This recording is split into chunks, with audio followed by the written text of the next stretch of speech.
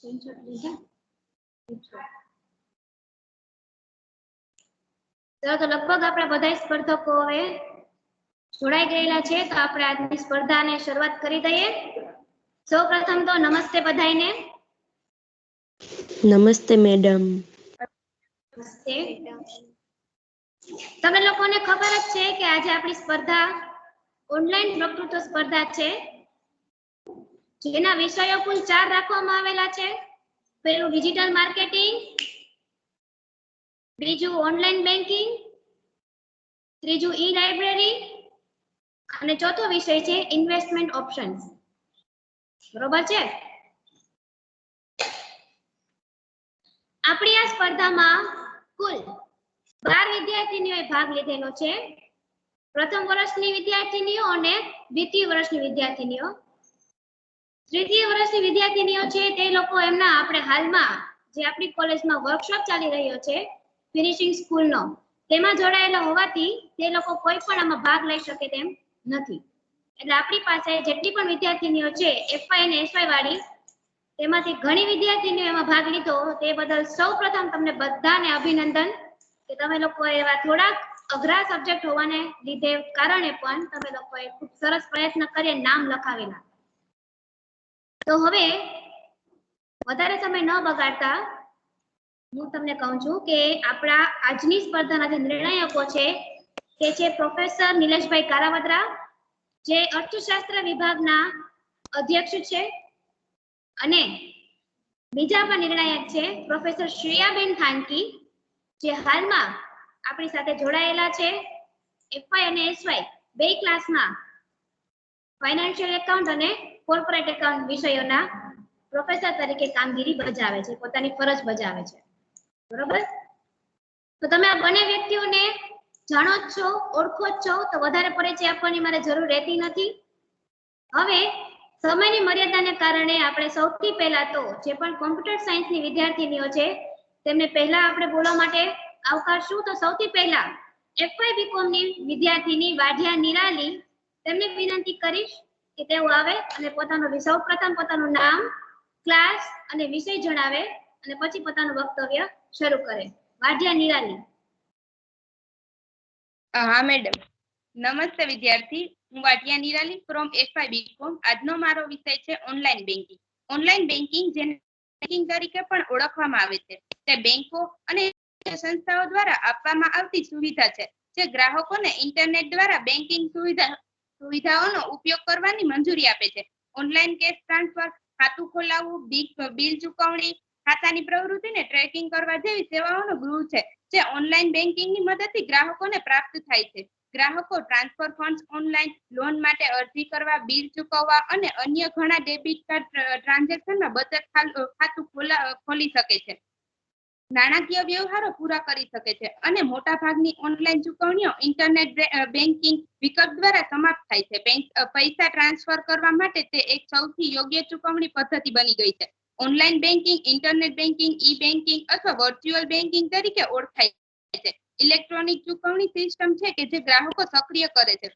Bank અથવા અન્ય નાણાકીય સંસ્થા શ્રેણી હાથ ધરવા માટે નાણાકીય સંસ્થા વેબસાઇટ દ્વારા થાય છે નાણાકીય સંસ્થાઓ હવે નિયમિત ગ્રાહકો નંબરો ફાળવવા અથવા ગ્રાહકો તેમના ઓનલાઈન બેન્કિંગ સુવિધા એક્સેસ કરવા માટે એક હેતુ સૂચવે છે ગ્રાહક નંબરો સામાન્ય રીતે ગ્રાહક ખાતા નંબર એક ગ્રાહક નંબર સાથે લિંક કરી શકો છો પારિભાષિક રીતે કહીએ તો ગ્રાહક નંબર નાણાકીય સંસ્થા સાથે કોઈ એકાઉન્ટ સાથે લિંક કરી શકો છો કે જે ગ્રાહક નિયંત્રણો છતાં નાણાકીય સંસ્થા એકાઉન્ટ કહે છે ઇન્ટરનેટ બેન્કિંગ એ અત્યારના લોકો માટે બહુ સહેલાઈથી થઈ શકે એવું અને ઘર બેઠા અથવા તો ગમે ત્યાંથી પણ એકબીજાને પૈસાની ચૂકવણી કરી શકે છે thank you ma'am and sir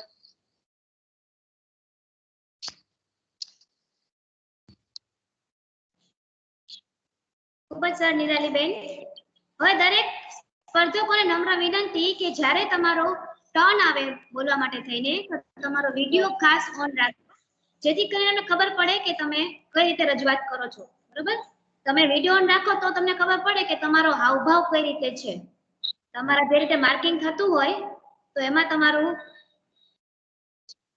મોઢું દેખાવું વધારે જરૂરી છે જેથી ખબર પડે કે તમારા લોકોનું જે પ્રેઝન્ટેશન કરવાની રીત છે એ કઈ રીતે છે બરોબર ચાલો હવે આપણા બીજા સ્પર્ધક છે ઓડેદરા આશાબેન, જે FY બીકોમ ના વિદ્યાર્થીની છે. તો આશાબેન. Yes madam. નમસ્તે સર્વને. હું ઓડેદરા આશા FY બીકોમ સેમ 1 માં અભ્યાસ કરું છું અને આજનો મારો ટોપિક છે ઓનલાઈન બેન્કિંગ.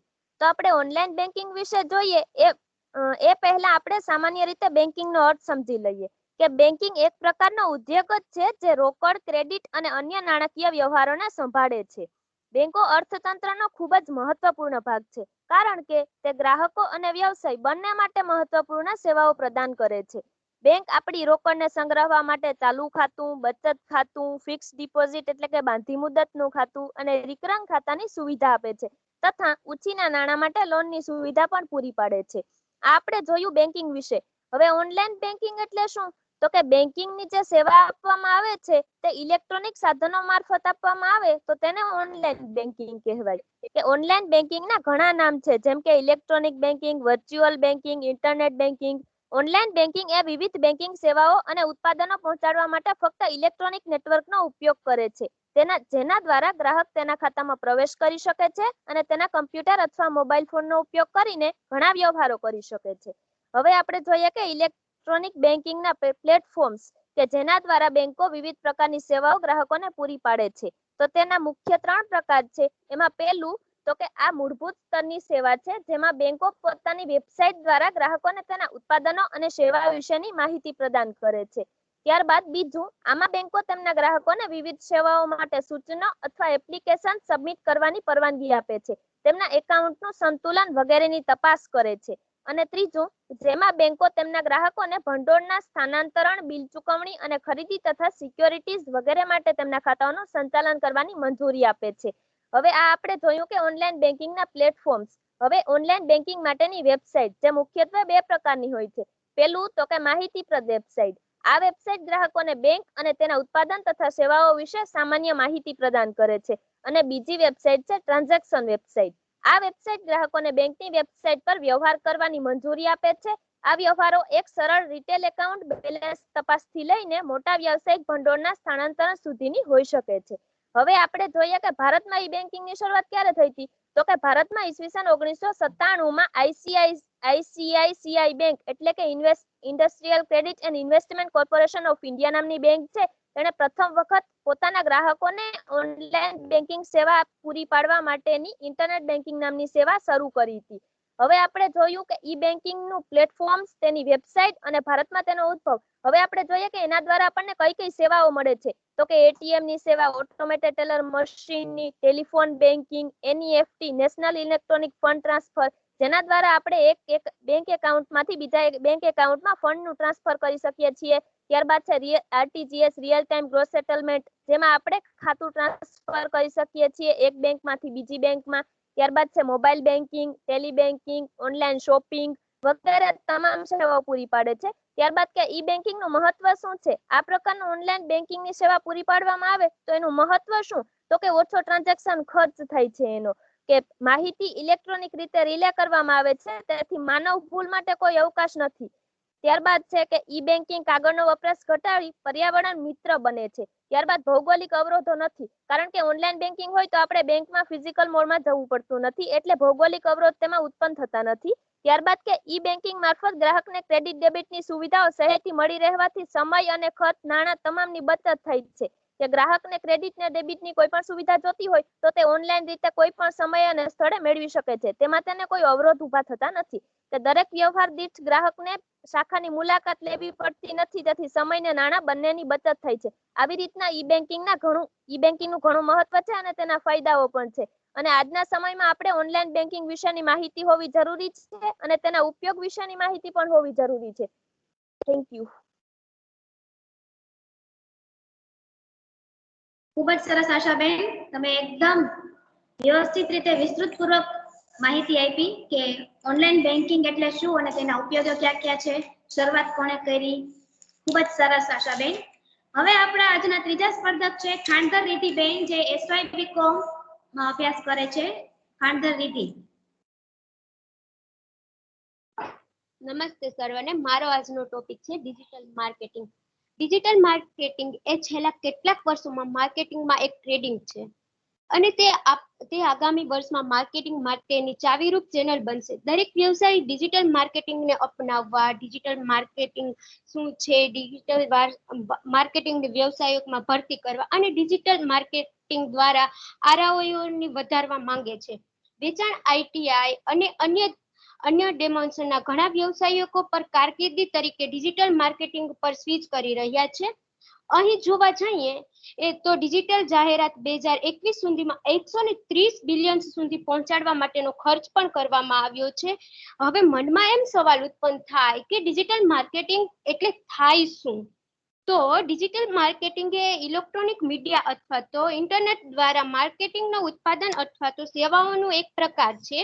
ડિજિટલ માર્કેટિંગનું લક્ષ્યાંક. ડિજિટલ માર્કેટિંગ જાહેરાતો અને તેમના પ્રેક્ષકો, વય, લિંક, રુચિ, વિષયો, વેબસાઇટ, શહેર, પિનકોડ વગેરે સહિત ચોક્કસપણે લક્ષ્ય બનાવીને મંજૂરી આપે છે. પરંપરાગત મીડિયાની તુલનામાં તે ખૂબ જ ચોક્કસ છે, જ્યાં પરિણામોને આધારે પ્રેક્ષાંકોનું મૂલ્ય નક્કી કરવામાં આવે છે. તેને ડિજિટલ માર્કેટિંગ કહેવામાં આવે છે. હવે આપણને એવું થાય કે ડિજિટલ માર્કેટિંગને માપી શકાય કે પછી ના માપી શકાય?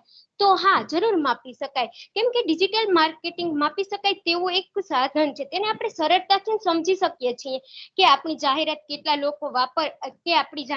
લોકો વાપરી શક્યા છે, કેટલા લોકો સુધી પહોંચી છે, અમારી જાહેરાત ક્લિક થઈ છે કે પછી નથી થઈ, કે કેટલા લોકો અમારી જાહેરાતથી રૂપાંતરિત થયા છે, કે કેટલા લોકો અમારી વેબસાઇટ પર કેટલો સમય પસાર કરી રહ્યા છે, કેટલા લોકોમાં હજી માહિતી પહોંચાડવાની બાકી છે, જેવી અનેક બાબતો આપણે માપી શકાય. એટલે કે ડિજિટલ માર્કેટિંગ એ એક મૂલ્યાંકનના માપન તરીકેનું પણ કાર્ય કરી છે.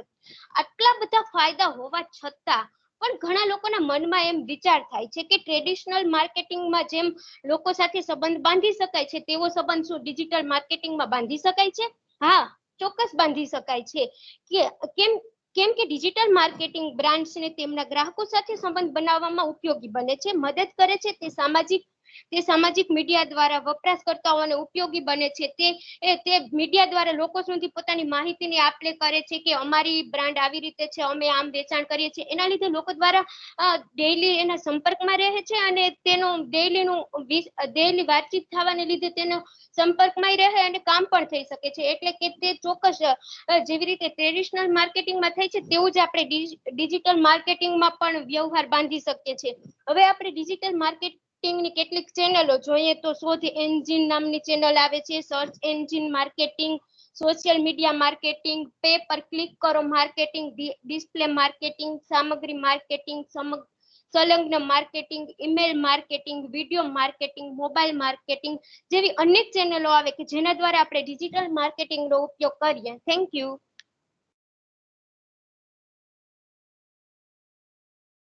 ખૂબ જ સરસ રિદ્ધિબેન.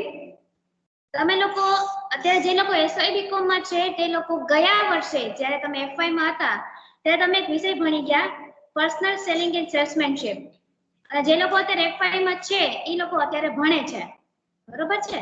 તો એમાં આ વિષય આવે જ છે, પણ તેમાં જે સેલ્સમેન છે તે પ્રત્યક્ષ રીતે જઈ અને બધા ગ્રાહકોની સાથે વાતચીત કરે છે, મળે છે, ત્યારબાદ બજાર સંશોધન કરે છે, બરોબર? પણ હવે જેમ જેમ વિકાસ થતો જાય છે, બધું આધુનિક થતું જાય છે, એવી જ રીતે હવે જે માર્કેટિંગ છે હવે ડિજિટલ થઈ ગયું. તો ડિજિટલ માર્કેટિંગ ઉપર પણ નિધિબેને ખૂબ જ સરસ રીતે પોતાનું મંતવ્ય આપ્યું કે ખૂબ જ સરસ રીતે આપણે કઈ રીતે માર્કેટિંગ કરી શકીએ પણ ડિજિટલ રીતે. એના પણ કેટલી ચેનલો કીધી કે એના આધારે આપણે ગ્રાહકોને મળી શકીએ, બરોબર? ચલો, ખૂબ જ સરસ રિદ્ધિબેન. હવે આપણે આગળના સ્પર્ધક છે વડોદરા ગીતાબેન, જે પણ એસવાય બીકોમ માં અભ્યાસ કરે છે. વડોદરા ગીતાબેન. નમસ્તે સર્વને, મારું નામ વડોદરા ગીતા, હું એસવાય બીકોમમાં અભ્યાસ કરું છું. આજનો મારો ટોપિક છે ऑनलाइन बैंकिंग। नेट बैंकिंग जिसे ऑनलाइन बैंकिंग या इंटरनेट बैंकिंग भी कहते हैं, एक इलेक्ट्रॉनिक भुगतान प्रणाली है जो बैंक या अन्य वित्तीय संस्थान के ग्राहकों को वित्तीय संस्था की वेबसाइट के माध्यम से वित्तीय लेन देन की एक श्रृंखला का संचालन करने में सक्षम बनाती है। ऑनलाइन बैंकिंग ग्राहकों को उनके नेट बैंकिंग खाते से द्वितीय और गैर वित्तीय लेन देन करने की सुविधा प्रदान करती है। यूजर वेबसाइट या ऑनलाइन एप्लीकेशन का उपयोग उपयोग करके उसी बैंक विभिन्न बैंक के अन्य खातों में अपने खाते से धनराशि ट्रांसफर कर सकता है। ग्राहक वित्तीय लेन देन करने के लिए रिसोर्स और माध्यम का उपयोग करता है। ग्राहक द्वारा उपयोग किया जाने वाला संसाधन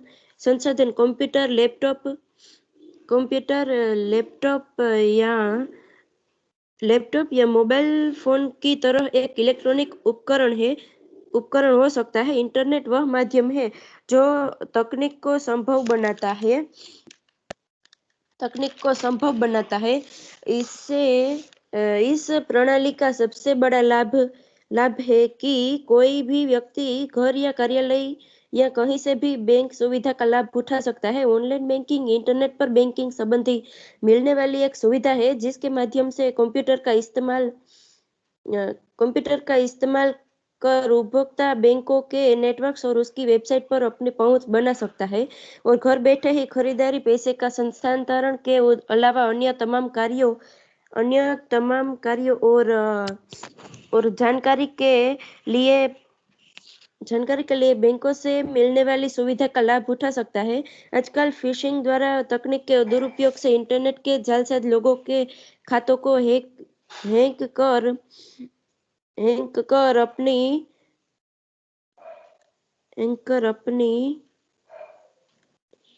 उन्हें हानि पहुंचा रहे हैं। ऐसे में आवश्यक है कि नेट बैंकिंग के प्रयोग में अत्यंत सावधानियां बरती जाए। नेट बैंकिंग का प्रयोग करते हुए उपयोक्ता को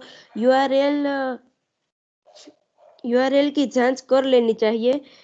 कई रिपोर्ट द्वारा ये पुष्टि होती है कि प्रयोग की जाने वाली 50% वेबसाइट असुरक्षित होती है। ऐसे में नेट सर्फिंग करने वाले व्यक्ति के लिए यह अत्यंत आवश्यक है कि वह पूरी जांच के उपरांत ही वेबसाइट खोले।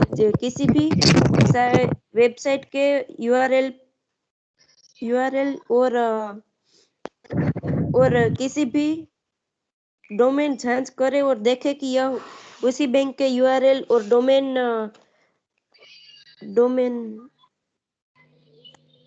डोमेन की तरह हो। ऐसे में यह संभावना काफी हद तक प्रबल हो जाती है कि उपयोक्ता सुरक्षित वेबसाइट का प्रयोग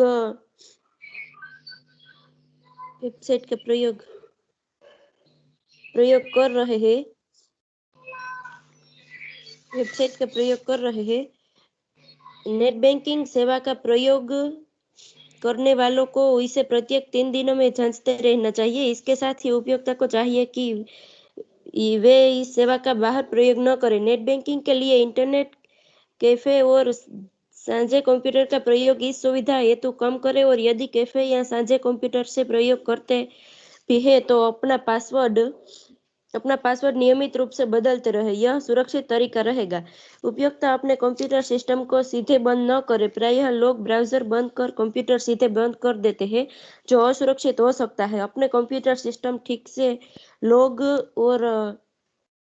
ऑफ करे। इसके अलावा अपने पासवर्ड का पूरा एवं उचित व सुरक्षित उपयोग करें। अपने पासवर्ड को किसी भी कागज पर न लिखें। इसे सरलता से हैक किया जा सकता है। अपनी मशीन में पावर ऑन पासवर्ड डाल दें ताकि उनके अलावा कोई और उनकी मशीन न खोल सके। सिस्टम पर स्क्रीन सेवर पासवर्ड डाल दें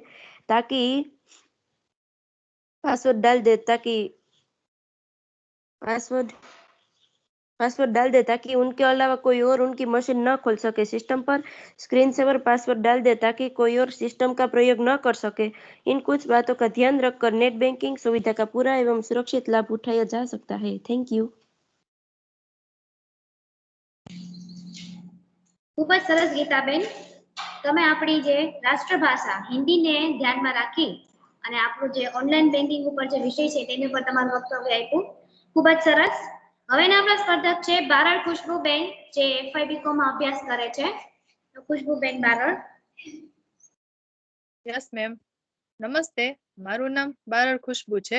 હું FY BCom સેમ 1 માં અભ્યાસ કરું છું। આજનો મારો વિષય છે રોકાણ। શા માટે રોકાણ? કંઈ પણ શરૂ કરતા પહેલા પૂછવાનો સૌથી મૂળભૂત પ્રશ્ન, આપણે કેમ રોકાણ કરવાની જરૂર છે? લાંબા ગાળે ફક્ત એટલું જ નહીં કે તમે તેટલા પૈસા કમાશો કે તમારી ભાવિ સમૃદ્ધિને નિર્ધારિત કરશે, તે તે બચાવ અને રોકાણ કરીને તેમાંથી કેટલું નાણું કામ કર્યું છે તે આ છે. ઘણા લોકો તેમની મહેનતની કમાણી બેંકના બચત ખાતામાં રાખે છે. આ ખાતાઓ પર ચૂકવવામાં આવેલ વ્યાજ દર ખૂબ જ ઓછો છે. બચત ખાતામાં પૈસા પર બેંકો અમારા કરતા વધારે પૈસા કમાવે છે. બચત ખાતામાં રોકાણ કરીને શ્રીમંત બનનાર કેટલાક કરોડપતિ તમે જાણો જ છો?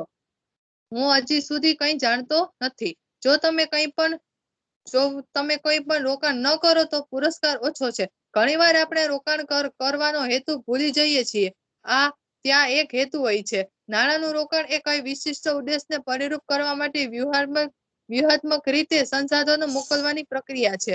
રોકાણ ખૂબ જ મૂંઝવણથી થઈ શકે છે. વિવિધ રોકાણકારો વિવિધ ફ્રેમવર્ક ઉપયોગ કરે છે. ખરેખર જેની આકૃતિ લેવાની જરૂર છે તે શું માળખું કાર્ય કરે છે. આખરે દરેક રોકાણ એક ફિલસૂફી સાથે આવે છે. મારા પોતાના વ્યક્તિગત અનુભવો આધારે બંને તાજેતરના વર્ષોમાં રોકાણકાર તરીકે અને પાછલા વર્ષોમાં નિષ્ણાતો સાક્ષી ભાગ્યે જ 3 કે 4 કરતા વધુ ચલો ખરેખર ગણાય છે. બાકીનું બધું અવાજ.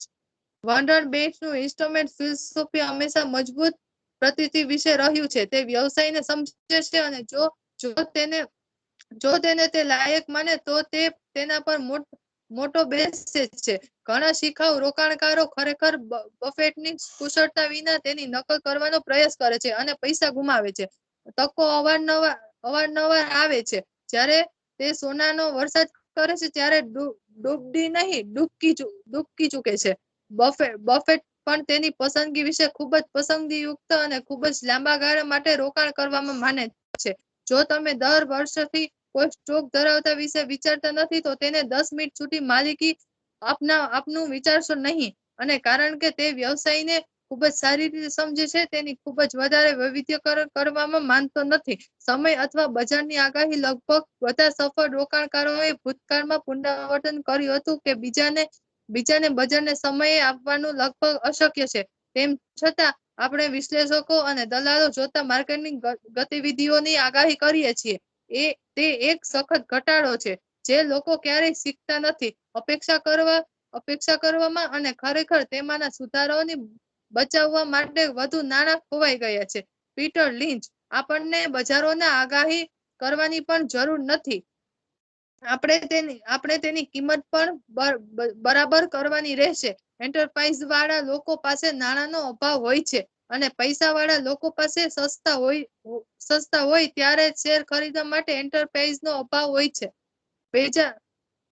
બેન્જામિન ગ્રેહામ કહે છે, આ રેફરર પણ દરેક સમયનો સૌથી ધનિક અમેરિકન ક્યારેય બજારોની દિશાની આગાહી કરવાની હિંમત કરતો ન હતો. શ્રીમાન રેફફેલરે, તમને શું લાગે છે કે સ્ટાન્ડર્ડ ઓનલાઈન શેરો શું કરશે? યુવાન માણસ, મને લાગે છે કે તેઓ વધઘટ કરશે. જ્યારે કેટલીક વસ્તુઓ આગાહી કરી શકતી નથી, અન્ય સીધી આગળ હોય છે. માર્ક ટ્વાઇને કહ્યું છે કે ઓક્ટોબર શેરોમાં અનુમાનો કરવા માટેનો આ એક વિચિત્ર ખતરનાક મહિના છે. અન્ય જુલાઈ, જાન્યુઆરી, સપ્ટેમ્બર, એપ્રિલ, નવેમ્બર, મે, માર્ચ, ડિસેમ્બર, ઓગસ્ટ અને ફેબ્રુઆરી છે. માર્ક ટ્વેઇન કહે છે કે સુપરિચિત જ્હોન ટેમ્પલર દ્વારા આ એક કહેવત છે, બુલ બજારો નિરાશા પર જન્મે છે, નાસ્તિકતા પર વૃદ્ધિ પામે છે, આશાવાદમાં પરિપક્વ થાય છે અને આનંદથી મરી જાય છે. Thank you.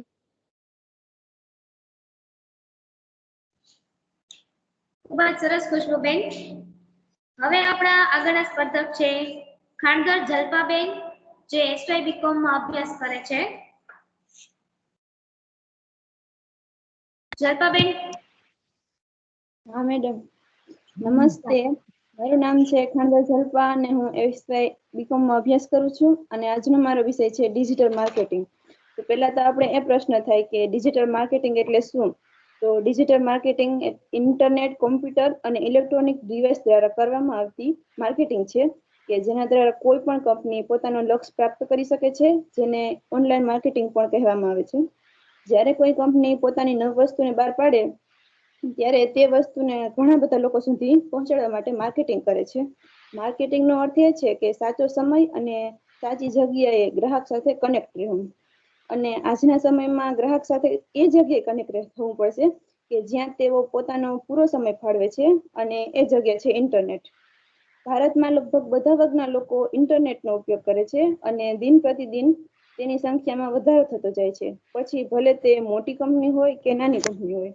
પહેલાના સમયમાં કંપનીઓ પોતાની પ્રોડક્ટની જાહેરાત કરવા માટે પેમ્પલેટ, મોટા મોટા પોસ્ટર, બેનર દ્વારા કરતા હતા અને તે જ રીતે ડિજિટલ માર્કેટિંગમાં પણ જાહેરાત થઈ શકે છે, પરંતુ ઓફલાઈન માર્કેટિંગ કરતા ઓનલાઈન માર્કેટિંગમાં ખર્ચ પણ ઓછો થાય છે અને ઘણા બધા લોકો સુધી તેની જાહેરાત કરી શકાય છે.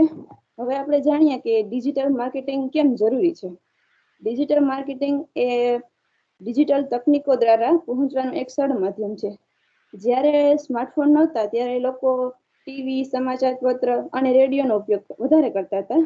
ત્યારે આ જગ્યાએ કેટલી કંપનીઓ પોતાની પ્રોડક્ટની જાહેરાત કરતા અને લોકો આ જાહેરાતો જોઈ અને બજારમાંથી વસ્તુ ખરીદી લાવતા હતા. પરંતુ એ હવે સ્માર્ટફોનના સમયમાં વધુ પડતા લોકો અને એમાંય ખાસ કરીને આજનો યુવા વર્ગ પોતાનો વધુ પડતો સમય ફેસબુક, વોટ્સઅપ અને ટ્વિટરમાં વાપરે છે. ટીવીની જગ્યાએ યુટ્યુબ પર વિડીયો જુએ છે, રેડિયોની જગ્યાએ અલગ અલગ પ્રકારના એપ્સ પરથી સંગીત સાંભળે છે અને સમાચાર પત્રની જગ્યાએ ઓનલાઈન ન્યૂઝ વાંચે છે. ડિજિટલ માર્કેટિંગથી લોકોને બજાર ગયા વગર જ ઘર બેઠા મનપસંદ વસ્તુ મળી શકે છે અને તે ખરીદી શકે છે, જેના કારણે તેના સમયમાં પણ બચાવ થાય છે અને ડિજિટલ માર્કેટિંગથી ગ્રાહકને જ નહીં પરંતુ કંપનીઓને પણ વેપાર કરવામાં ઘણો બધો ફાયદો થાય છે. ડિજિટલ માર્કેટિંગ 24 કલાક સુધી કામ કરી શકાય છે, જ્યારે ઓફલાઈન માર્કેટિંગમાં આપણે 24 કલાક કામ નથી કરી શકતા.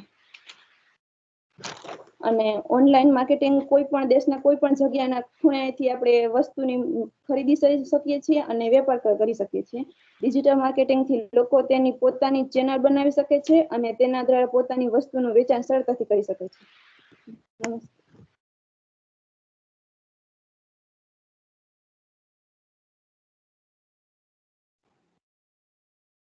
ખૂબ જ સરસ જલ્પાબેન. ડિજિટલ માર્કેટિંગ કઈ રીતે આપણે ઉપયોગી થાય છે, જેમાં તમે ખૂબ જ સરસ વાત કરી કે આપણે ઓફલાઈન એટલે કે પ્રત્યક્ષ રીતે જ્યારે આપણે માર્કેટિંગનું કામ કરતા હોય તો તે આપણે 24 કલાક આપણે ચાલુ ન રાખી શકીએ, પણ જે ડિજિટલ માર્કેટિંગ છે તે આપણે 24 કલાક ચાલી શકે તેવું સંશોધન છે. સરસ જલ્પાબેન. હવેના આપણે આગળના સ્પર્ધક છે વાજા નિધિબેન, જે FY BCom માં અભ્યાસ કરે છે. વાજા નિધિબેન. નમસ્તે, મારું નામ વાજા નિધિ, બીકોમ સેમ 1. આજનો મારો ટોપિક છે ડિજિટલ માર્કેટિંગ. ડિજિટલ માર્કેટિંગ એ છેલ્લા કેટલાક વર્ષોમાં માર્કેટિંગમાં એક ટ્રેન્ડિંગ વિષય છે અને તે આગામી દિવસોમાં માર્કેટિંગ માટેની ચાવીરૂપ ચેનલ બનશે. દરેક વ્યવસાય ડિજિટલ માર્કેટિંગને અપનાવવા, ડિજિટલ માર્કેટિંગ વ્યવસાયિકોની ભરતી કરવા અને ડિજિટલ માર્કેટિંગ દ્વારા ROI વધારવા માંગે છે. વેચાણ, IT અને અન્ય ડોમેન્સના ઘણા વ્યવસાયિકો પણ કારકિર્દી તરીકે ડિજિટલ માર્કેટિંગ પર સ્વિચ કરી રહ્યા છે. તો ચાલો આપણે વિગતવાર સમજીએ કે ડિજિટલ માર્કેટિંગ એ શું છે, તેનો અર્થ શું છે, તેના ફાયદા શું છે. તો સૌપ્રથમ આપણે ડિજિટલ માર્કેટિંગનો અર્થ સમજીએ. ડિજિટલ માર્કેટિંગ એ ઇલેક્ટ્રોનિક મીડિયા અથવા ઇન્ટરનેટ દ્વારા માર્કેટિંગ ઉત્પાદનનો અથવા સેવાઓનો એક પ્રકાર છે.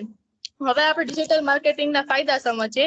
સૌપ્રથમ પહેલો ફાયદો ચોક્કસ મૂલ્યાંકન. ડિજિટલ માર્કેટિંગ જાહેરાતકર્તાઓને તેમના પ્રેક્ષકોનો વય, લિંગ, રુચિ, વિષયો, કીવર્ડ્સ, વેબસાઇટ, શહેર, પિનકોડ વગેરે સહિત ચોક્કસપણે લક્ષ્ય બનાવવાની મંજૂરી આપે છે. પરંપરાગત મીડિયાની તુલનામાં તે ખૂબ જ ચોક્કસ છે, જ્યાં ઉપરોક્ત પરિણામોના આધારે પ્રેક્ષકોને લક્ષ્ય બનાવવું મુશ્કેલ છે. પછી બીજો ફાયદો છે પ્રત્યક્ષ સમયનો ટાઈમ ટિમિઝેશન. ડિજિટલ માર્કેટિંગ દ્વારા અમે આપણી જાહેરાત ઝુંબેશોને વાસ્તવિક સમય પર ઓપ્ટિમાઇઝ એટલે કે બદલાવો કરી શકીએ છીએ, જેનો અર્થ કે જો વ્યૂહરચના કાર્યરત ન હોય તો અમે તાત્કાલિક બીજી વ્યૂહરચના તરફ સ્વિચ કરી શકીએ છીએ. જ્યારે માર્કેટિંગના પરંપરાગત સ્વરૂપમાં એકવાર અમારી જાહેરાત પ્રકાશિત થઈ પછી અમે ફેરફાર કરી શકતા નથી. હવે ડિજિટલ માર્કેટિંગ માપી શકાય તેવું છે. તે કેવી રીતે? ડિજિટલ માર્કેટિંગ માપી શકાય તેવી છે. આપણે સરળતાથી સમજી શકીએ છીએ કે અમારી જાહેરાતો કેટલા વપરાશકર્તાઓ સુધી પહોંચી છે, કેટલાક લોકોએ અમારી જાહેરાતોને ક્લિક કરી છે, કેટલાક લોકો અમારી જાહેરાતથી રૂપાંતરિત થયા છે, લોકો અમારી વેબસાઇટ પર કેટલો સમય પસાર કરે છે, કેટલા પૃષ્ઠકોની મુલાકાત લઈ રહ્યા છે, વેબસાઇટ પર રૂપાંતર માટે કેટલો સમય બાકી છે. અને આ રીતે જ્યારે પરંપરાગત માધ્યમોમાં વિવિધ પરિણામો માપવાનું અશક્ય છે. ડિજિટલ માર્કેટિંગમાં વ્યક્તિગત કોમ્યુનિકેશન કેવી રીતે થાય છે? ડિજિટલ માર્કેટિંગનો એક શ્રેષ્ઠ ફાયદો એ છે કે તમે ડિજિટલ પરના પ્રત્યેક વપરાશકર્તાઓને સંદેશા વ્યવહાર કરી શકો છો. આ જાહેરાતકર્તાઓને તેમના પ્રેક્ષકો સાથે અસરકારક રીતે વાતચીત કરવામાં, તેમની આવશ્યકતાને સમજવામાં અને વ્યક્તિગત વપરાશકર્તાઓને કી સંદેશો પહોંચાડવામાં મદદ કરે છે. હવે ડિજિટલ માર્કેટિંગમાં અસરકારક ખર્ચ કેવી રીતે થાય છે? ડિજિટલ માર્કેટિંગનો અર્થ ખૂબ જ અસરકારક છે. તમે ફક્ત ક્લિક્સ માટે ચૂકવણી કરો છો અથવા તમારી જાહેરાત શરૂ થયાના સમય માટે નહીં. તમે ડિજિટલ પર જાહેરાત કરતા માટે કોઈ પણ બજેટની પ્રારંભ કરી શકો છો. આ જાહેરાતકર્તાઓને તેમની માર્કેટિંગ ઝુંબેશનું ડિજિટલ પર પરીક્ષણ કરવામાં આવે તેમની માર્કેટિંગ વ્યૂહરચનાને વધુ વ્યાખ્યાયિત કરવા મદદરૂપ બને છે. Thank you.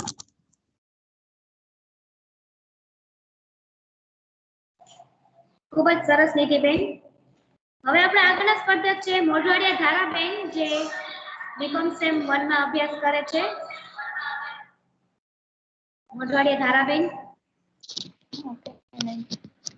નમસ્તે my dear friends and student. આજનો મારો વિષય છે ઇન્વેસ્ટમેન્ટ ઓપ્શન. સૌથી પહેલો પોઈન્ટ કે ઇન્વેસ્ટમેન્ટ એટલે શું અને તેનો અર્થ શું થાય છે. સામાન્ય હેતુમાં ઇન્વેસ્ટમેન્ટ એ ઉત્પાદનમાં વધારો કરે છે, પરંતુ તેની સાથે સાથે બચત અને વપરાશના ઘટાડાનું એ મુખ્ય લક્ષ્ય છે. આ ઉપરાંત ભવિષ્યમાં લક્ષ્યની પ્રાપ્તિ માટે ભવિષ્યમાં લક્ષ્યની પ્રાપ્તિ માટે પણ ખૂબ જ મહત્વનું છે મૂડીરોકાણ. મૂડીરોકાણ એ આર્થિક વિકાસ માટે તો મહત્વનું જ છે, પરંતુ તેની સાથે સાથે રોજગારીની લક્ષ્યો પણ પૂરી પાડે છે. આમ મૂડીરોકાણ એ દેશ માટે નહીં પરંતુ વિદેશમાં પણ મૂડીરોકાણ કરી શકીએ છીએ. નાનું એક એવું ઉદાહરણ આપો તો મૂડીરોકાણ છે ને વ્હીકલ્સ છે. વ્હીકલ્સ એટલે કે સાધન છે તે એક જગ્યાએથી બીજી જગ્યાએ લઈ જવાનું કામ કરે છે. તેવી જ રીતના ઇન્વેસ્ટમેન્ટ એટલે કે આજની સ્થિતિ અને કાલના લક્ષ્યની પ્રાપ્તિ વચ્ચેનું સુનિશ્ચિત સાધન. બીજો પોઈન્ટ છે કે ઇન્વેસ્ટમેન્ટના ઓપ્શન કયા છે, આપણી મૂડી છે કે ક્યાં સલામત રહે છે તે માટેનું શ્રેષ્ઠ સાધન કયું છે? તો પહેલું છે કે બોન્ડ્સ એટલે કે જેમાં આપણે ઉત્તમ રોકાણ રિટર્ન તો મળી શકે છે, પરંતુ તેની સાથે સાથે આપણા લાંબા સમય સુધી મૂડીનો નિવેશ કરી શકીએ છીએ. તેમજ આપણી મૂડી છે તે બોન્ડ્સમાં ખૂબ જ સલામત રહે છે અને ખૂબ જ ઊંચા દરે વ્યાજ મળે છે. આ ઉપરાંત છે પબ્લિક પ્રોવિડન્ટ ફંડ.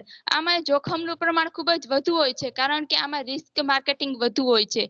આ છે રાષ્ટ્રીયકૃત અન્ય કોઈ બેંક અથવા તો પોસ્ટ ઓફિસમાં પીપીટી એકાઉન્ટ ખોલાવીને રોકાણકાર નાનામાં નાની મૂડી એટલે કે 500 થી લઈને 1,50,000 સુધીનું મૂડી રોકાણ કરે છે, જે સુરક્ષિત હોય છે પરંતુ તેમાં જોખમ પણ હોય છે. આમ બંને એડવાન્ટેજ અને ડિસએડવાન્ટેજ બંને હોય છે. આ ઉપરાંત છે પોસ્ટ ઓફિસ સેવિંગ. આ એક ખૂબ જ સુરક્ષિત સલામતી છે કે જેમાં આપણે મૂડી રોકાણ ખૂબ જ સલામત રીતે કરી શકીએ છીએ. જેમાં રોકાણકાર નાના ટૂંકા ગાળા માટે તેમજ લાંબા ગાળા માટે બંનેમાં રોકાણ કરી શકે છે.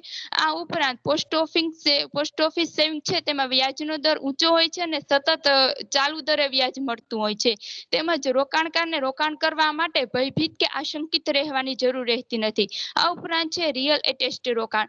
વાણિજ્યિક વેપારમાં નવીનીકરણમાં રિયલ એસ્ટેટની અંદર રોકાણ કરી શકાય છે. આ ઉપરાંત છે અચલ સંપત્તિ જેમ કે જમીન છે, પ્લાન્ટ છે વગેરેમાં, ફ્લેટ છે વગેરેમાં રોકાણ કરવા માટેનો ઉત્તમ વિકલ્પ છે અને સુરક્ષિત છે, જેમાં ટેક્સ માટેની છૂટછાટ રહે છે અને બજાર રિસ્ક ઓછું હોય છે. આ ઉપરાંત છે મ્યુચ્યુઅલ ફંડ. બજારમાં ખૂબ જ પ્રચલિત અને લોકપ્રિય યોજના ધરાવતું મ્યુચ્યુઅલ ફંડ, જેમાં લોકો છે તે પોતાની સેવિંગ કરવાનું ખૂબ જ સારી અને યોજનાઓ મેળવવા માટે સારી સેવિંગ કરી શકે છે. આમાં રોકાણકારે નાનામાં નાની મૂડી એટલે કે 500 થી લઈને રોકાણ કરી શકે છે, તેમજ ઉત્તમ યોજનાઓ પણ મેળવી શકે છે. આ બધા પ્લાન્ટે આપણે ડિજિટલ રીતે પણ કરી શકીએ છીએ, જેમાં દરેક પ્લાન્ટ માટેની વેબસાઇટ હોય છે, જેમાં આપણે ઘર બેઠા ઘરે રહીને પણ આમાં રોકાણ સારી રીતે કરી શકીએ છીએ. તેમજ આપણો રોકાણનો વ્યાજ કેટલું, તેમજ આપણા રોકાણ કઈ રીતના કઈ યોજનાઓ મળે છે, કઈ સેવાઓ મળે છે, તેનો વ્યાજનો દર કેટલો છે તે પણ આપણે આ વેબસાઇટો દ્વારા મેળવી શકીએ છીએ.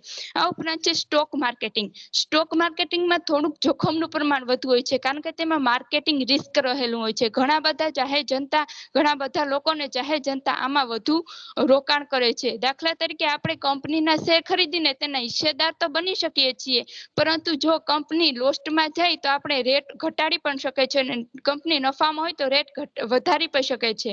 આમ રોકાણ એ ખૂબ જ મહત્વનું છે.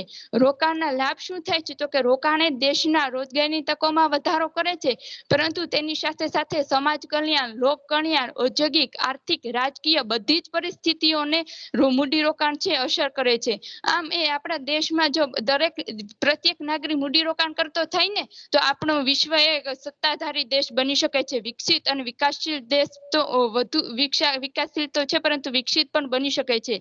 આ ઉપરાંત મૂડીરોકાણ કરવાના તો અનેક ફાયદા છે, જેમ કે આપણે ભવિષ્યમાં અકસ્માત સામે રક્ષણ મળી શકે છે, તેમજ રોજગારીની તકો પણ પ્રાપ્ત થાય છે. આ ઉપરાંત આપણા દેશને મંદીની સ્થિતિમાંથી પણ બચાવી શકીએ છીએ.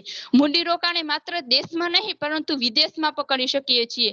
વિદેશનો લાભ પણ વિદેશના પ્લાનનો લાભ પણ મેળવી શકીએ છીએ. આ મૂડીરોકાણ એ દેશમાં નહીં પરંતુ વિદેશ માટે પણ શક્ય બને છે, જેથી તેનો લાભ આપણા દેશને આયાત નિકાસ માટે પણ થાય છે, તેમજ વિદેશની અનેક સારી એવી યોજનાઓ છે તે પણ આપણે પ્રાપ્ત થાય છે, તેમજ દેશના વિદેશ સાથેના સંબંધ પણ સુમેળભર્યા રહે છે અને તેથી આપણે આયાત નિકાસ માટેની કરવેરા નીતિ તેને કારણે જો આપણા દેશનું વિદેશમાં મૂડીરોકાણ વધુ હોય તો તેને કારણે ઘણા બધા ફાયદાઓ થાય છે. આમ મૂડીરોકાણના ગેરફાયદાઓ પણ છે, જેમ કે આપણે કોઈ પણ કંપનીમાં ભાગીદારી કરીએ તો તેનું સહભાગીદારી પણ થવાની સંભાવના રહે છે. આપણે કોઈ પણ પ્લાન્ટમાં સેવિંગ કરીએ તો જો તેની સંપૂર્ણ માહિતી આપણી પાસે ન હોય તો આપણે આપણા જે મૂડી છે તે જોખમાય છે, એટલે કે ખોવાવાની પણ શક્યતા રહે છે. આમ જેમાં આપણે મૂડીરોકાણ કરીએ તેની સંપૂર્ણ માહિતી હોવી પણ જરૂરી છે, તેમજ બજારની સ્થિતિ પણ આના પર અસર કરે છે. અન્ય પરિબળો જેમ કે બજારની સ્થિતિ શું છે, કરવેરા નીતિ શું છે, ભવિષ્યમાં કયા લાભો મળશે, તેમજ માળખું, વસ્તી વૃદ્ધિ દર, નવીનીકરણ, ટેકનોલોજી વગેરે બધા જ પરિબળો એ મૂડીરોકાણ પણ ખૂબ જ રીતે મદદ કરે છે. આ ઉપરાંત મૂડીરોકાણના અન્ય ઓપ્શન પણ છે, જેમ કે ગોલ્ડ પર મૂડીરોકાણ કરી શકીએ છીએ, ફિક્સ ડિપોઝિટ છે, રિકરિંગ ખાતું છે, ઇક્વિટી સેવિંગ સ્કીમ છે. આમ અનેક પ્રકારના મૂડીરોકાણ કરીએ છીએ, પરંતુ મૂડીરોકાણ એ ખૂબ જ આવશ્યક છે. તેને કારણે આપણે તો લાભ થાય છે, પરંતુ દેશ અને વિદેશના લાભો પણ પ્રાપ્ત થાય છે અને આપણે મંદીમાંથી પણ બચી શકીએ છીએ. જેમ કે કોરોના કાળને ધ્યાનમાં રાખીએ તો આમાં મૂડીરોકાણ પર આની ઘણી બધી સ્થિતિ હોય છે, જેમ કે અત્યારનો સમય લઈ લઈએ તો ઘણા બધા ઉદ્યોગ ધંધા ઠપ છે. તો આમાં આપણે જે પ્લાનમાં સેવિંગ કર્યું છે તેમાં આપણા નિશ્ચિત વ્યાજના દર પર ઘટાડી શકાય છે, પરંતુ મૂડીરોકાણ કરવું એ પ્રત્યેક નાગરિકને કરવું જોઈએ, જેથી કરીને આપણે અનેક લાભ મળી શકે અને દેશ પણ આપણો જે સમૃદ્ધ થઈ શકે. Thank you. ખૂબ જ સરસ ધારાબેન.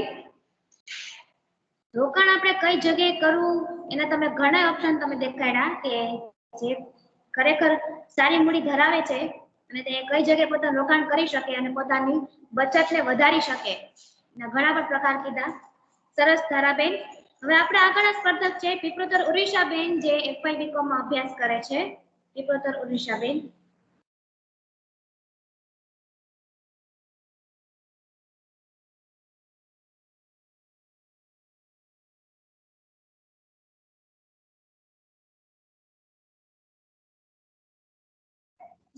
નમસ્તે, મારું વિષય છે હું FY BCom 1 માં અભ્યાસ કરું છું. મારો આજનો ટોપિક છે ઓનલાઈન બેન્કિંગ એટલે ટૂંકમાં કહીએ તો ઈ બેન્કિંગ, પરંતુ અહીં તેનો વિસ્તૃત અર્થ સમજવો જરૂરી છે. ઈ બેન્કિંગ એટલે ઇલેક્ટ્રોનિક માધ્યમોથી આપણા આર્થિક નાણાકીય વ્યવહારો કરવા, જેથી આપણે ઝડપથી આપણે કમ્પ્યુટર સિસ્ટમનો ઉપયોગ કરીને આપણે નાણાકીય વ્યવહારો કરી શકીએ. ઈ બેન્કિંગ ને online banking, net banking, virtual banking તેમજ ઈ બેન્કિંગ તરીકે પણ ઓળખવામાં આવે છે.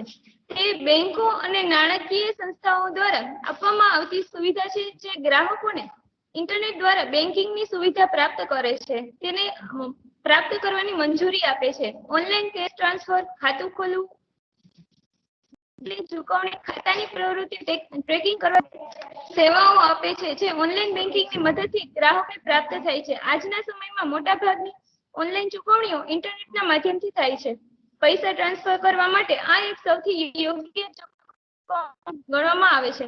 ઇન્ટરનેટ બેન્કિંગ કે જે બેંક અથવા અન્ય નાણાકીય સંસ્થાના ગ્રાહકોને નાણાકીય સંસ્થાની વેબસાઇટ દ્વારા આર્થિક વ્યવહાર કરવા માટે સક્ષમ બનાવે છે. ઈ બેન્કિંગ દ્વારા ગ્રાહક તેના ખાતામાં પ્રવેશ કરી શકે છે અને તેના નાણાકીય વ્યવહારો અને કમ્પ્યુટર અથવા મોબાઈલ ફોનનો ઉપયોગ કરીને તેના ઘણા વ્યવહારો કરી શકે છે. ભારતમાં સૌપ્રથમ 1997માં આઈસીઆઈસીઆઈ બેંકે આ વ્યવસ્થા આપને આપી હતી. Thank you.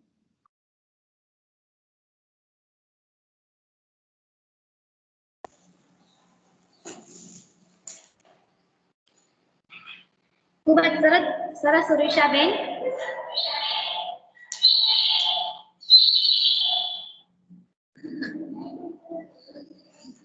ખૂબ સરસ રજૂઆત કરી તમે.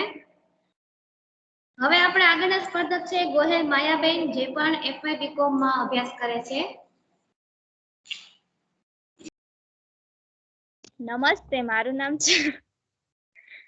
નામ ગોહેલ માયા છે. હું એફવાય બીકોમ માં સ્ટડી કરું છું. આજનો મારો સબ્જેક્ટ છે ઇન્વેસ્ટમેન્ટ ઓપ્શન, જેમાં હું તમને મ્યુચ્યુઅલ ફંડ વિશે થોડું જણાવીશ. મ્યુચ્યુઅલ ફંડ એ સામૂહિક રીતે રોકાણ કરવા માટેની વ્યાવસાયિક યોજના છે, જેમાં રોકાણકાર પાસેથી નાણાં લઈ શેર, બોન્ડ્સ અને ટૂંકા ગાળાના નાણાં બજારના સાધનો અથવા અન્ય જામીનગીરીમાં તેનું રોકાણ કરવામાં આવે છે. મ્યુચ્યુઅલ ફંડમાં ફંડ મેનેજર હોય છે, જે લોકો પાસેથી એકત્ર કરેલા નાણાંનું નિયમિત રીતે રોકાણ કરે છે. 1940 થી અમેરિકામાં નાણાંના રોકાણ માટે 3 પ્રકારની કંપની હોય છે, જેમાં ઓપન એન્ડ ફંડ્સ, જે અમેરિકામાં મ્યુચ્યુઅલ ઇન્ડ તરીકે ઓળખાય છે, યુનિટ ઇન્વેસ્ટમેન્ટ અને ક્લોઝ એન્ડ ફંડ્સ, કેનેડામાં પણ આ જ પ્રકારે નાણાંનું સંચાલન થાય છે. શેરબજારમાં લોકોના વિશ્વાસમાં ઓટ આવી રહ્યાને હોવાને કારણે મ્યુચ્યુઅલ ફંડની લોકપ્રિયતામાં ખૂબ જ વધારો થઈ રહ્યો હતો. 1960ના અંત સુધી 270 ફંડ $48 બિલિયન અશક્યામત ધરાવતા હતા. 1933ના સિક્યુરિટીઝ એક્ટમાં મ્યુચ્યુઅલ ફંડ સહિતના લોકોને જાહેરમાં વેચાયેલા તમામ રોકાણો એસઈસી નોંધણી કરાવી શકાય અને તે સંભવિત રોકાણકારોને પ્રોસ્પેક્ટસ પૂરો પાડે છે, જે રોકાણ અંગેના આવશ્યક તથ્યો જાહેર કરે છે. 2003માં મ્યુચ્યુઅલ ફંડ ઉદ્યોગ ભંડોળના શેરહોલ્ડરની અસમાન સારવારના કૌંસમાં સામેલ થયો હતો. કેટલીક ફંડ મેનેજમેન્ટ કંપનીઓએ તરફી રોકાણકારોને મોડા વેપારમાં જોડાવાની મંજૂરી આપી હતી, જે ગેરકાયદેસર છે, અથવા માર્કેટ ટાઇમિંગ, જે ફંડ નીતિ દ્વારા પ્રતિબંધિત પ્રથા છે.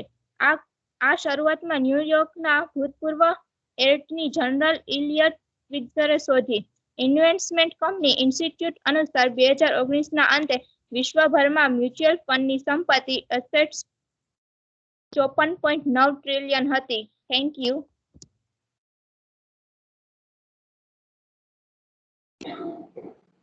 સરસ માયાબેન. હવે આપણા આગળના સ્પર્ધક છે સોલંકી અંજલિબેન, જે પણ એફવાય બીકોમ માં અભ્યાસ કરે છે. અંજલિબેન, આવો અને તમારું વક્તવ્ય રજૂ કરો. નમસ્તે, હું સોલંકી અંજલિ. આજે તમને ઇન્વેસ્ટમેન્ટ ઓપ્શન્સમાંથી એનપીએસ વિશે થોડું ઘણું જણાવીશ. એનપીએસ નું ફૂલ ફોર્મ છે નેશનલ પેન્શન સિસ્ટમ. એનપીએસ 1 જાન્યુઆરી 2004ના રોજ ભારત સરકાર દ્વારા શરૂ કરવામાં આવેલ પેન્શન ઇન્વેસ્ટમેન્ટ યોજના છે, જે ભારતના નાગરિકોને વિકાસ સુરક્ષા પૂરી પાડવા માટે છે. સલામત અને નિયમનકારી બજાર આધારિત વળતર દ્વારા તમારી નિવૃત્તિની અસરકારક રીતે યોજના બનાવવા માટે આ યોજના એક આકર્ષક લાંબા ગાળાના બચત રૂપથી પ્રારંભ થાય છે. આ યોજના pension fund regulatory and development authority દ્વારા નિયમન કરવામાં આવે છે.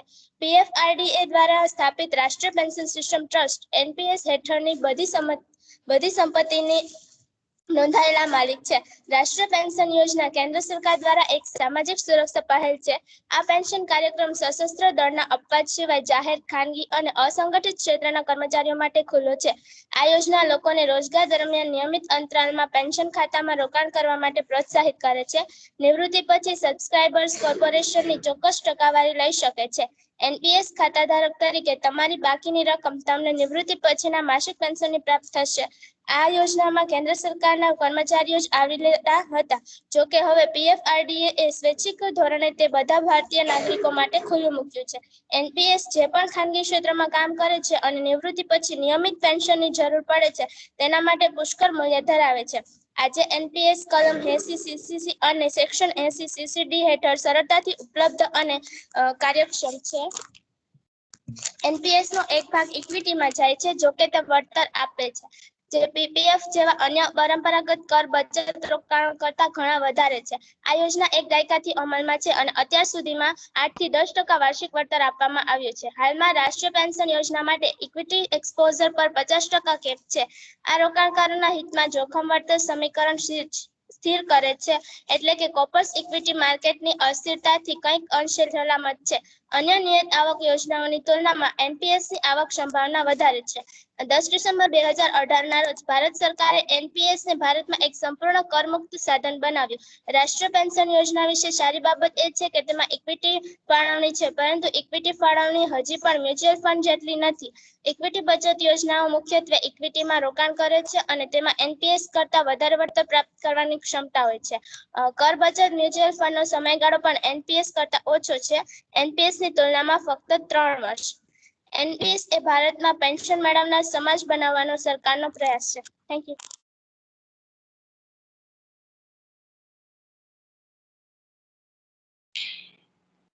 ખૂબ જ સરસ અંજલિબેન. ઇન્વેસ્ટમેન્ટ ઓપ્શનનું એક ખૂબ જ સરસ ઉદાહરણ એમપીએસ નું તમે સરસ રીતે રજૂઆત કરી. હવે આપણા આજના છેલ્લા સ્પર્ધક છે વાજા ધારાબેન, જે એફઆઈ બીકોમ અભ્યાસ કરે છે. ધારાબેન, नमस्ते, मेरा नाम वात्सा धारा है। एफवाई बीकॉम गुजराती मीडियम में अभ्यास करती हूँ।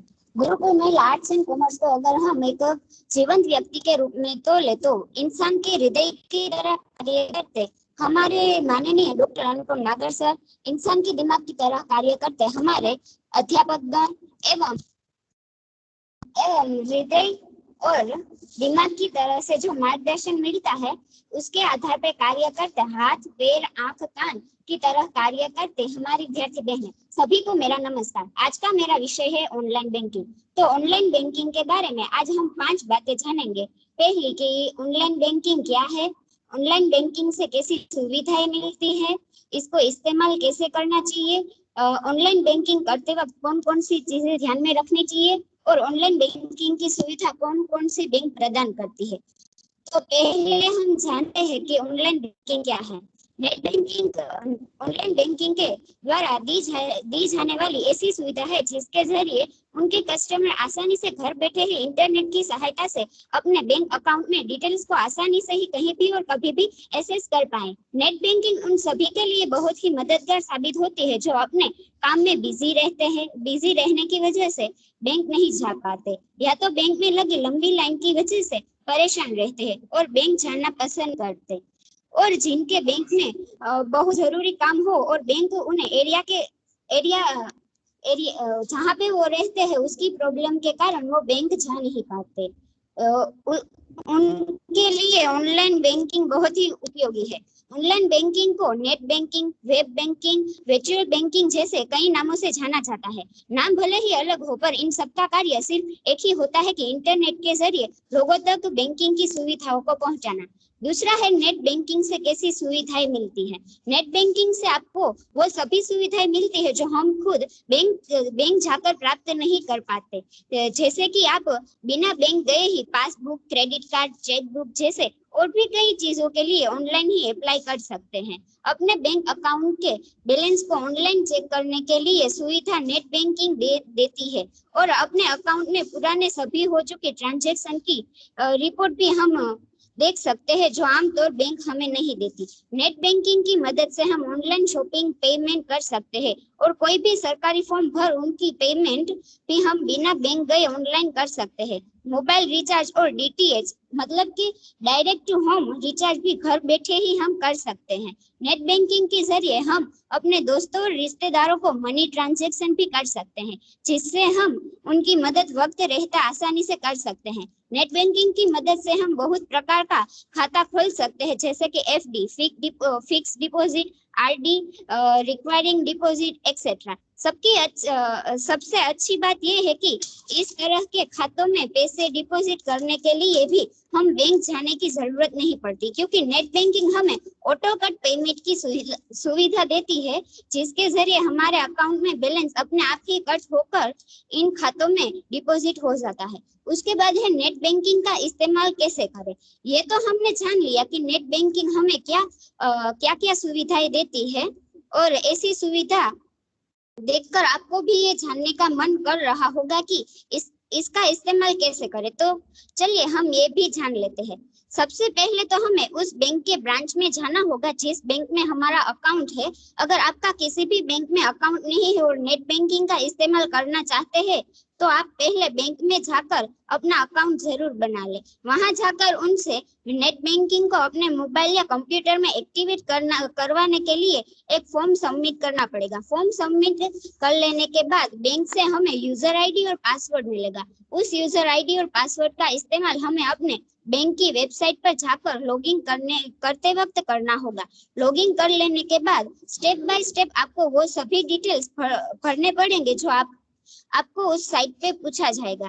डिटेल्स भरते वक्त ध्यान दे कर सही डिटेल्स भरे। गलत डिटेल्स भरने पर बहुत से परेशानियों को आपको झेलना पड़ सकता है। सभी डिटेल्स भर लेने के बाद आपके मोबाइल या कंप्यूटर में नेट बैंकिंग एक्टिवेट हो जाएगी और आप आराम से उनके सुविधाओं का लाभ उठा सकते हैं। उसके बाद है नेट बैंकिंग करते वक्त कौन कौन सी चीजें हैं जो हमें ध्यान में रखनी चाहिए। नेट बैंकिंग का इस्तेमाल कभी भी पब्लिक प्लेस और साइबर कैफे में ना करें। इससे आपको डिटेल्स लिंक होने के चांसेस रह सकते हैं। अपने पासवर्ड को चेंज करते रहे ताकि आपके अकाउंट में हैक होने का डर न रहे। और आपका पासवर्ड कभी भी अपने dates of birth, name, city name के ऊपर ना रखे, बल्कि एक यूनिक पासवर्ड रखे जिससे आपका अकाउंट पूरी तरह से सुरक्षित रहे। एक बात का ध्यान जरूर रखें कि जिस डिवाइस से आप नेट बैंकिंग कर रहे हैं उस डिवाइस में एक अच्छा सा एंटीवायरस जरूर इंस्टॉल कर ले ताकि वायरस और मालवेयर की वजह से आपका फोन हैक ना हो पाए। नेट बैंकिंग करते वक्त आपको कोई भी परेशानी हो या आपको किसी भी तरह का शौक हो तो तुरंत अपने बैंक के ब्रांच में संपर्क कर सकते हैं। नेट बैंकिंग की सुविधा कौन कौन सी बैंक प्रदान करती है? तो state bank of India, ICICI bank, Punjab national bank, axis bank, union bank, HDFC bank, central bank of India and bank of Baroda. ऐसी और भी बहुत सी बैंक है जो नेट बैंकिंग की सुविधाएं देती है, वो भी बिल्कुल मुफ्त में। अगर आपके पास इनमें से किसी भी बैंक में अकाउंट है और आपने इंटरनेट बैंकिंग का इस्तेमाल अब तक नहीं किया है तो देर मत करिए और इसका इस्तेमाल कर ढेर सारी सुविधाओं का लाभ उठाइए। मुझे उम्मीद है कि आपको नेट बैंकिंग क्या है के बारे में सब समझ आ गया होगा। Thank you.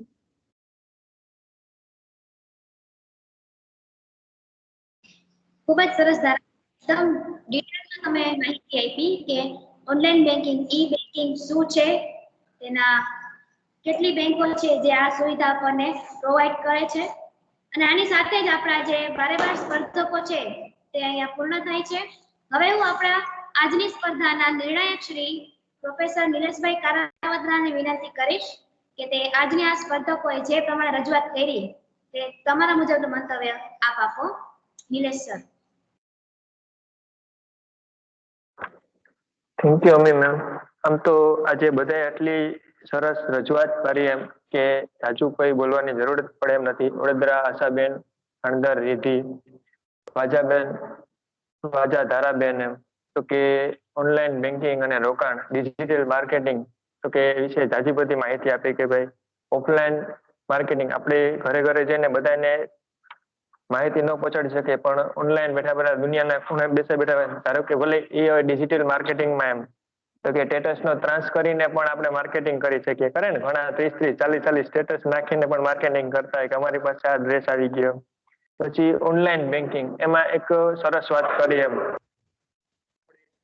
ઉપયોગ કરીએ છીએ એ સિક્યોર છે કે નથી એમ।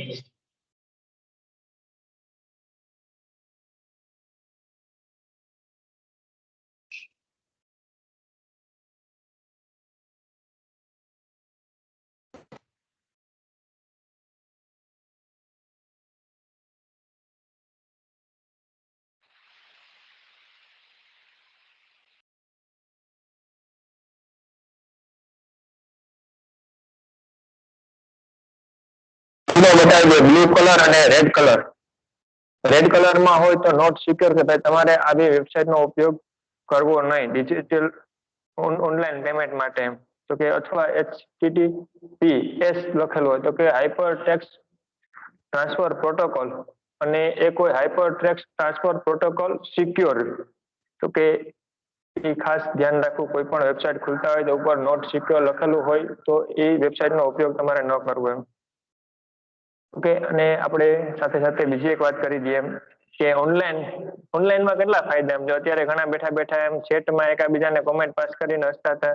પ્લસ ઘણાને એવા શોખ હોય કે આમ આપણે અલગ અલગ લોકેશન અને અલગ અલગ કપડા સાથે એમ ક્લાસમાં બેસવું એમ. તો ઘડીક આવે તો ડ્રેસમાં આવે, થોડીક વાર પછી ટી શર્ટમાં આવી જાય એમ. તો ઓનલાઈનમાં આ ફાયદો છે ને. તો કે ઓકે, જાજુ તો કેવું નથી. ઓલરેડી 12 માંથી એમ 5 સ્પર્ધકો, 5 ની આસપાસ સ્પર્ધકો ઓનલાઈન બેન્કિંગ અને 4 થી 5 સ્પર્ધકો છે એ રોકાણ ઉપર બોલી ગયા એમ. ઓકે, થેન્ક યુ મેમ બોલવા માટે, મૂકવા આપ્યો માટે.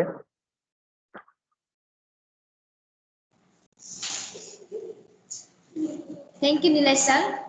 હવે આપણે આપણા કાર્યક્રમને અંત તરફ લઈ જતા આપણી આ સ્પર્ધાના બીજા સ્પર્ધક પ્રોફેસર શ્રેયાબેન થાનકીને વિનંતી કરીશ કે તે આભાર વિધિ કરે. શ્રેયા મેડમ.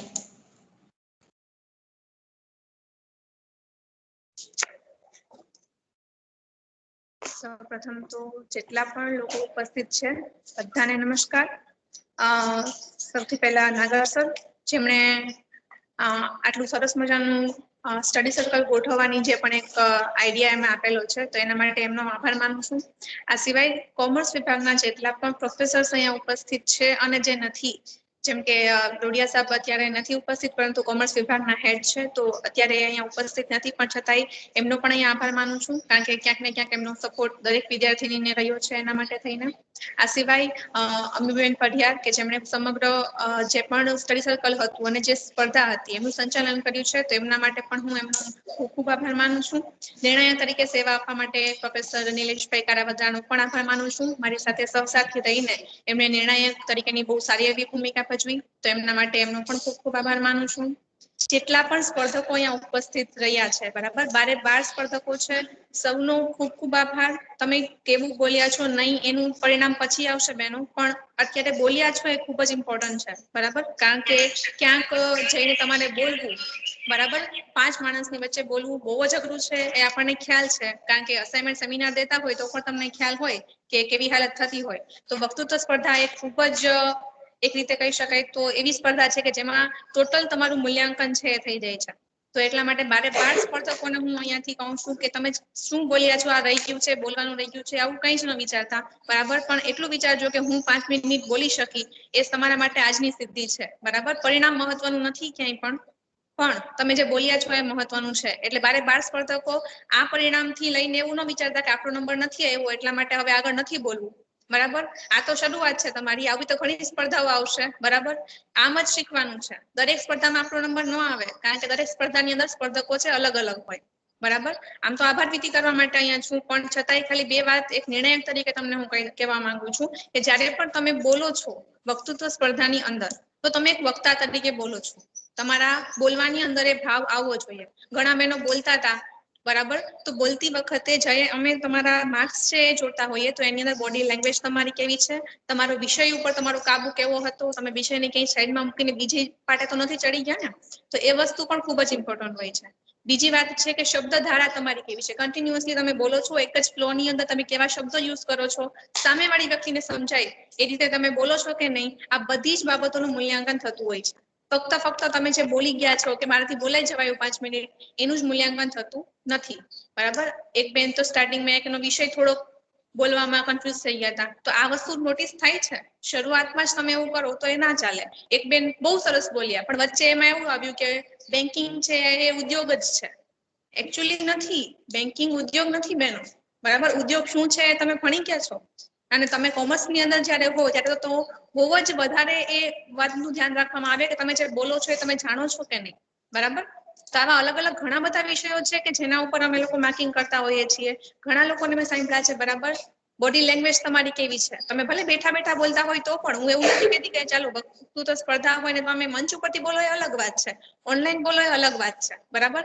રિદ્ધિબેન કરીને એક બેન હતા, ખૂબ જ સરસ બોલ્યા, બરાબર. અને એની બોડી લેંગ્વેજ બરાબર હતી. બોડી લેંગ્વેજની અંદર હું એમને કહીશ કે બરાબર હતા. જેટલા પણ બીજા લોકો છે જુઓ, બરાબર. પ્રોપર તમે કેમેરો ગોઠવો, પ્રોપર બેસો, બી સ્ટ્રેટ, બરાબર. આ બધાનું માર્કિંગ થાય છે એટલા માટે, તો આ રીતે તમે જો ધ્યાન રાખો તો એની અંદર તમારા માર્ક્સ છે વધવાના ચાન્સીસ રહે. આ બધું વાત હું અત્યારે ના કહેતો ચાલે તો કદાચ આભાર વિધિમાં, પણ મને એવું લાગ્યું કે કેવું જોઈએ. બરાબર, તમે બીજે ક્યાંય જાઓ તો આ વસ્તુ છે માર્ક થવી જોઈએ. આ થોડો ઘણો અનુભવ મને મારા વક્તૃત્વ સ્પર્ધાનો છે, એટલા માટે તમને કહું છું કે એના ઉપરથી માર્ક્સ કપાઈ જાય છે. બરાબર, એટલે જે પણ લોકોએ પાર્ટિસિપેટ કર્યો છે, આ હું તમને ખાલી સજેશન આપું છું બહેનો, તમને ઉતારી નથી પાડતી. બરાબર, બારે બીજી વખતે ભાગ લેવાનો જ છે. કોઈ એવું નથી કહેવાનું કે અમે બીજી વાર નહીં લઈએ, બહુ અઘરું છે. લેવાનું જ છે, પણ આપણે આ વાતનું ધ્યાન રાખશું તો કદાચ 2 માર્ક્સ વધશે ને આપણો નંબર પણ આવી શકે. બરાબર, એટલે જેટલી પણ વિદ્યાર્થીનીઓ ઉપસ્થિત છે, સાંભળવા માટે પણ જેટલા પ્રેક્ષકો ઉપસ્થિત છે, કારણ કે 12 જણા બોલતા હોય પણ બીજા સાંભળે નહીં તો શું કરી લઉં. એટલે હું તો ખરેખર એ બધાનો આભાર માનું છું કે જે લોકો ખાલી સાંભળવા માટે જ અહીંયા ઓનલાઈન જોઈન થયા છે અને અહીંયા બીજા બેઠા છે. બરાબર, એ તમામનો આભાર માનું છું. બરાબર, થેન્ક યુ વેરી મચ બધાનું. અને અમીબેનનો પણ ખાસ આભાર માનું છું કે મને અહીંયા 2 શબ્દ બોલવા માટે બેસાડી. Thank you very much. Thank you Shreya madam. હવે આજનો આપણા ક્લાસની શરૂઆત કરી અહીંયા પૂર્ણ જાહેર કરું છું. તમે લોકો લીવ થઈ શકો છો. Thank you. આપણા સ્ટડી સર્કલ માટે ફરીથી તૈયાર રહેજો, જેથી કરીને વધારે સ્પર્ધક આવે, વધારે પ્રેક્ષકો આવે, જેથી કરીને અમને પણ ઉત્સાહ રહે અને તમને લોકોને પણ ઉત્સાહ રહે કે આપણે વધારે ને વધારે જોડાય અને સ્પર્ધામાં ભાગ લઈએ. નમસ્તે, thank you. Thank you madam.